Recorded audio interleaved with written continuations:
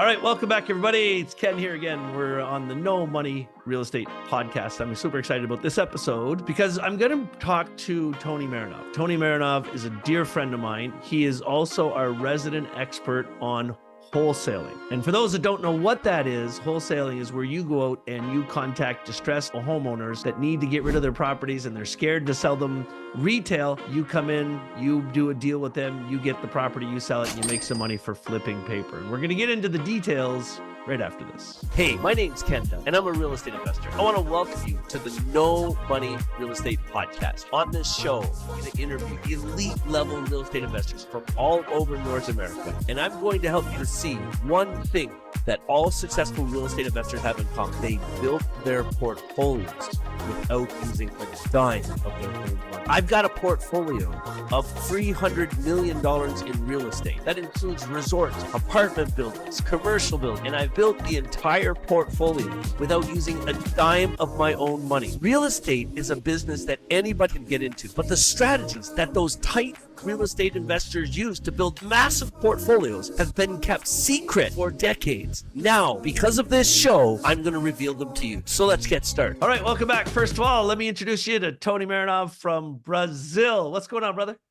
Hey, Ken, how you doing? Thank you for having me on. I'm excited to be here. Bro, it doesn't look like you're in Brazil. It looks like you're in an apartment in Toronto. Like, what are you doing in Brazil? Right. So I've gotten my online wholesaling business where we Yep. flip properties totally remotely online. So I'm able to travel the world, stay in, all these different countries while flipping properties back home in Canada and the USA. So let me understand this. You run a real estate business in wholesaling in Canada, but you're never in Canada? Exactly. It's all done online. And what we do is we find these off-market properties, these dilapidated properties directly from homeowners, and then we connect them to cash buyers. And because we're just being the connector in the middle, it can all be done 100% remotely. First of all, explain this to somebody that's watching or listening to the podcast and has never heard of it before. What exactly is wholesale? Give me some detail on this. Right now, all over Canada, there's people who need to sell their homes desperately, but they can't because of the poor condition of the properties. And so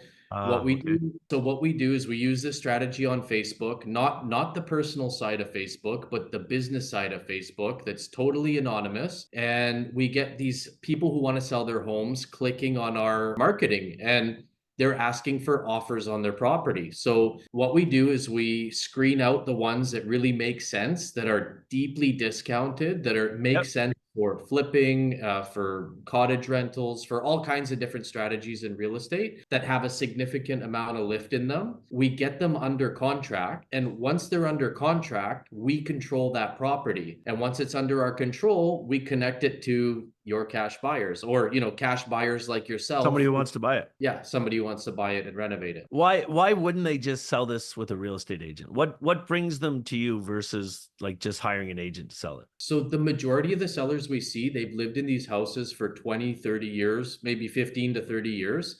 And after being there for such a long period of time, they've accumulated a lot of stuff. A lot of them are borderline, maybe hoarders. And with that comes, they don't want to put a for sale sign. They don't want to spend $100,000 and fix the house up, or they can't afford to do that. Yeah, they can't afford it. And they also don't want everybody to know about their situation. So for privacy reasons for them, and because we save them the renovations. So you're actually running a Facebook ad. And in that Facebook ad, I heard you say anonymous. How do you make it anonymous? What do you mean by that? We use what's called a business page on Facebook. So that it's totally independent from your personal profile. I'm guessing it doesn't say Tony Marinov buys houses on this Facebook page.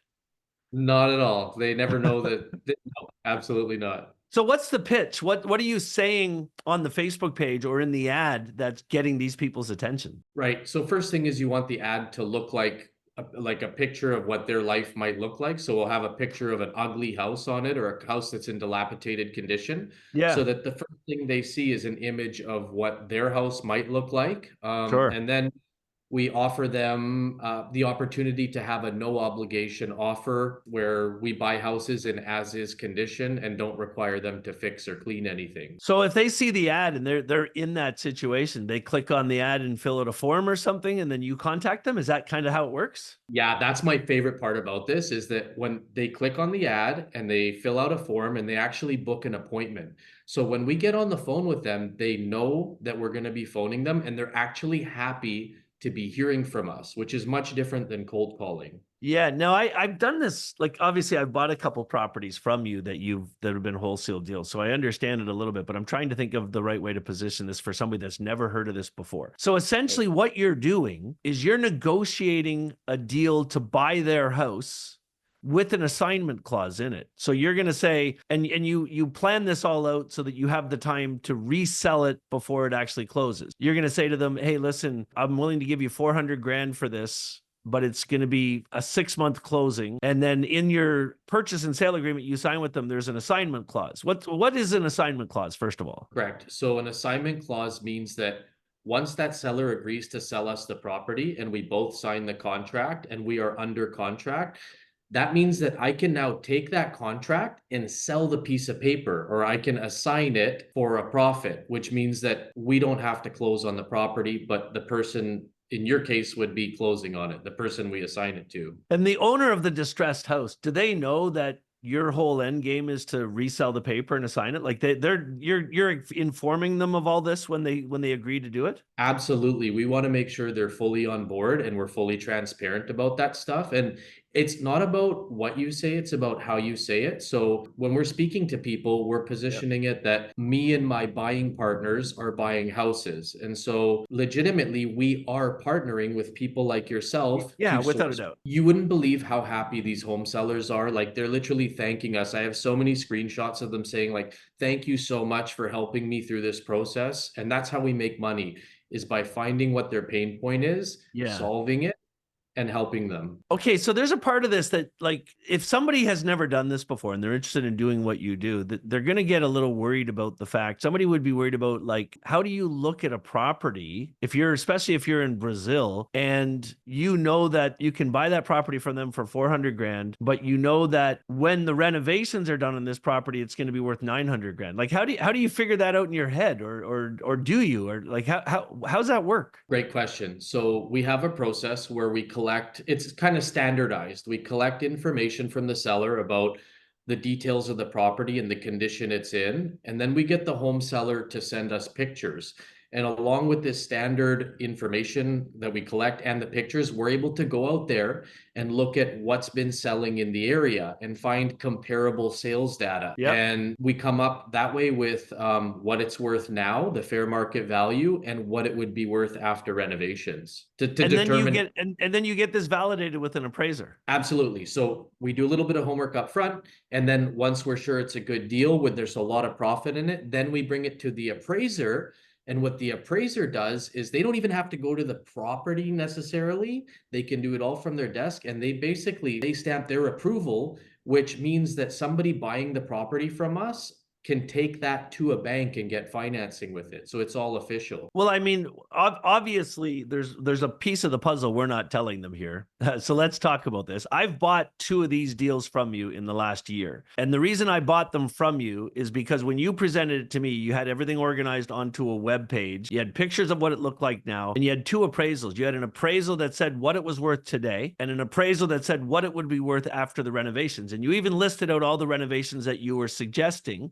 So I looked at a property that I bought from you for $540,000, and you showed me that it was going to take about $200,000 to renovate it, but then you added an ARV appraisal. So an appraisal when it was finished that said it was going to be worth $900,000. So for me as a real estate investor, that's a no freaking brainer, because I get to look at it. I had my own appraiser, by the way, look at the appraisals, and he said, yeah, that works. That is absolutely correct. And so I buy it from you at a fraction of the price, and you're basically doing a lot of the math for me up front on what I would normally do flipping properties anyway. Yeah. And that's what I love about wholesaling so much, is that we're helping solve a problem for people like you who are flipping properties, which is finding the deal, analyzing it, and vetting it to make sure that it's a good profitable deal before we bring it to you. I think the coolest part about this is, and we didn't talk about this yet, but on your side, you don't even pay a deposit on these properties. You pay like $1,000 or something to do these deals. And then you're getting your money the day that I buy the property. Absolutely. So this is done with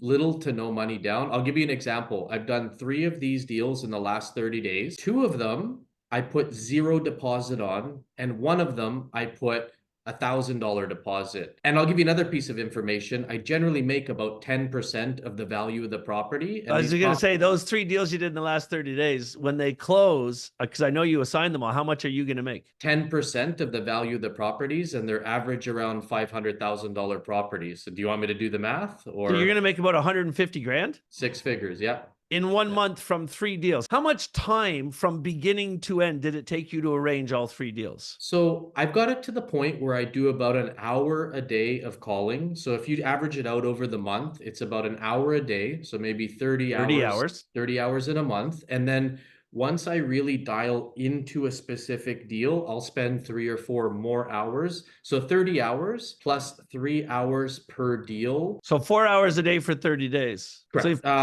So part-time, you make $100,000 a month. 30 hours per week. And then I did 3 deals, which I invested an extra 3 hours on. So that's like 39 hours in a month, part-time, and make 150 grand. So you work 1 week a month and make 100 grand.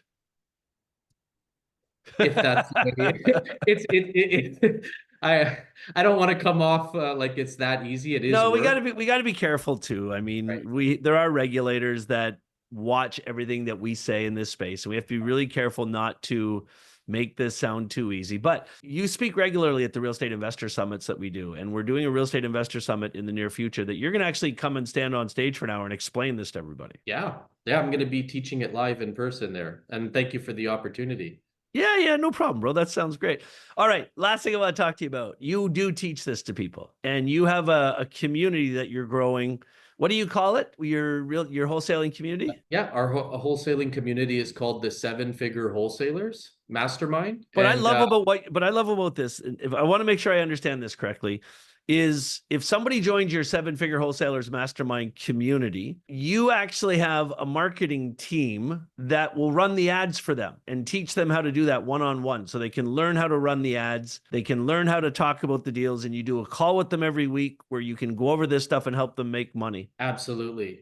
Can I share what inspired me to start it? Yeah, of course. That's what I was going to ask you next. So when I got started, I joined a mastermind, and you had to come in and learn the marketing before you could get to the fun part, which is actually helping home sellers. Yeah. And I saw a lot of people getting stuck and never getting past the marketing part. So what we've done is we create a system where we set everything up. When people come in, they're literally in business within 48 hours with leads coming in, and then they can get to the fun part, which is speaking to sellers, making offers, and generally helping them sell their properties. That's freaking crazy. I know you're willing to talk one-on-one with people.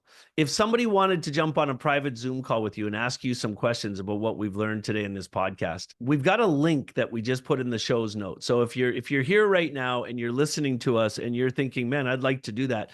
Because here's the thing that I find really interesting about this, the way Tony set this up, is he's there and he's going to help you through the process. His marketing team is going to run the ads for you. There's a private Facebook group where you can ask questions, and they do a Zoom call every week, and it's freaking amazing. And it is a significant amount of money to join this. I think the entry fee to join this is $10,000 or something like that. Yeah, it's around 10,000. But you even have a partnership with a bank where somebody can borrow the money to do this. Yeah. And get into it, even if they don't have the money to get started.